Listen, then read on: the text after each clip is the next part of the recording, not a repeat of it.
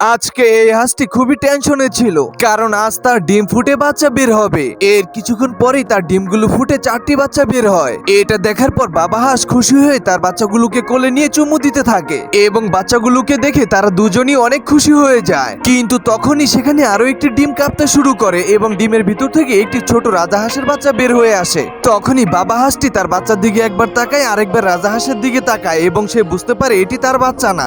ये क्या हो गया? এরপরে সে তার স্ত্রীকে সন্দেহ করে জিজ্ঞাসা করতে থাকে এই বাচ্চা এখানে কিভাবে আসলো। এরপরে তার স্ত্রী বলে আমি কিছুই জানি না। শয়তান্য মাতারি, কি খবর? এই মাতারি, এই পোয়া আমার না। আপনি কি আমার সন্দেহ করতে আছেন? শয়তান্য বেটি, এই পোয়া আমি জন্ম দিই না।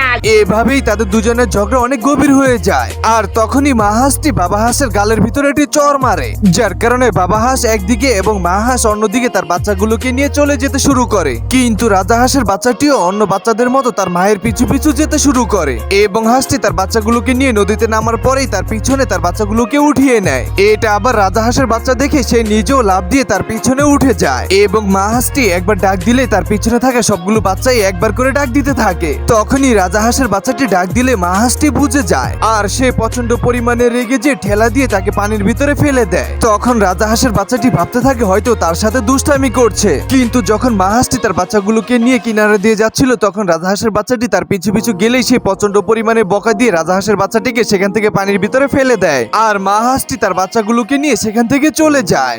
এরপরও রাজা হাঁসটি কোনো কিছু বুঝতে না পেরে সে তার হাতে পায়ের দিকে তাকায়। তখন সে পানির দিকে তাকালেই বুঝতে পারে সে অন্য একটি প্রজাতির হাঁস, যার কারণে হাঁসটি তার মা বাবাকে হারিয়ে অনেক কান্না করতে থাকে। যার কারণে হাঁসটি তখনই তার মা বাবাকে খোঁজার জন্য বের হয়ে পড়ে। তো বন্ধুরা, হাঁসটি কি তার মা বাবাকে খুঁজে পাবে কি পাবে না তা দেখতে চাইলে কমেন্ট করে পার্ট 2 লিখে দিন।